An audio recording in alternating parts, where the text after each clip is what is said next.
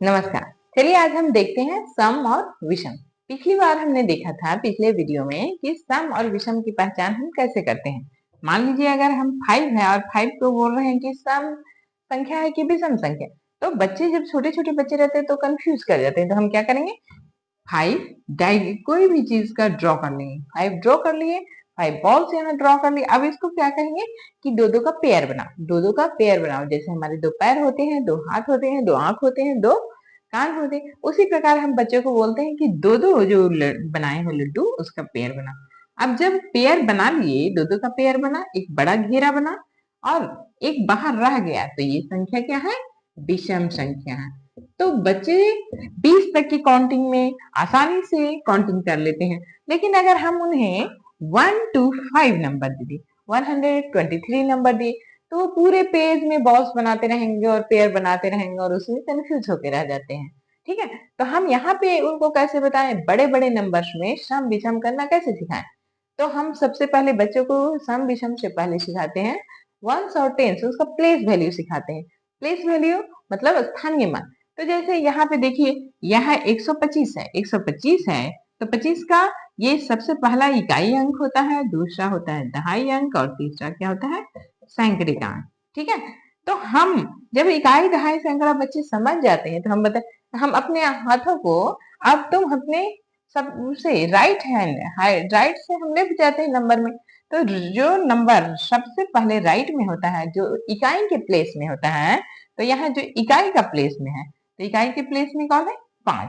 तो 5 का तुम क्या करो, गोला बना लो। तो 5 में उन्हें आसानी होती है कि यह एक ही डिजिट का नंबर है। अब इसमें 5 में उन्होंने बना लिया इनका पे। अब उनने देख ली कि अरे ये तो विषम संख्या है, तो ये पूरा नंबर क्या हो गया, विषम संख्या।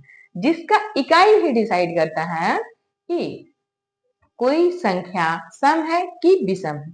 कोई भी नंबर का इकाई अंक डिसाइड करता है कि वो सम है कि विषम संख्या है। जैसे हम देखते हैं यहाँ पे, मान लीजिए कि हम यहाँ 200 है, तो बच्चा इसमें सबसे ज्यादा कंफ्यूज, इसमें तो पूछा ही नहीं है। तो हम उनको सिखाएंगे कि जिसमें कुछ नहीं है वो भी सम संख्या है। जैसे कि 0 है, तो 0 के लिए तो कोई लड्डू बनेगा ही नहीं, तो कोई विषय कोई बाहर रहेगा ही नहीं, कोई एक पेयर रहेगा नहीं, कुछ बनेगा ही नहीं, तो उनका जोड़ी बनेगा ही नहीं।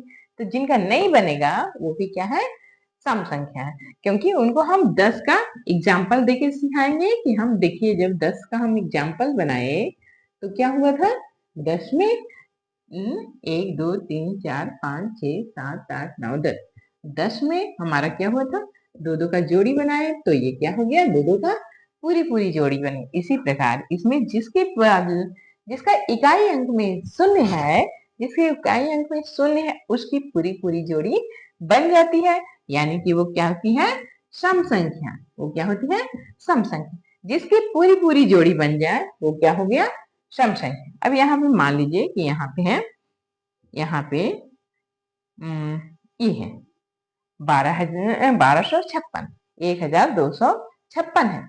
इस संख्या में अब हमको पता करना है कि ये सम संख्या है कि विषम संख्या। ये सम संख्या है कि विषम।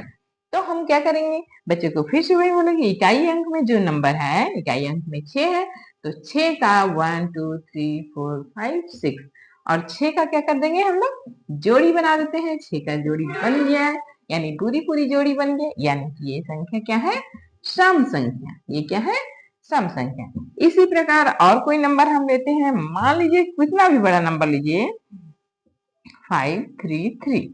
अब ये क्या हो गया, अब यहाँ देखिए 1 2 3 4 5 6, 6 डिजिट का। बच्चे को डिजिट भी नहीं समझ में आता है, अंक 6 अंकों की संख्या है। ये क्या है, 6 अंकों की संख्या। तो 6 अंकों की संख्या है, तो इसका इसका भी इकाई अंक, इससे आगे हम सैकड़ा, हजार, 10,000 और लाख, ये लाख तक की संख्या है, 1,77,533।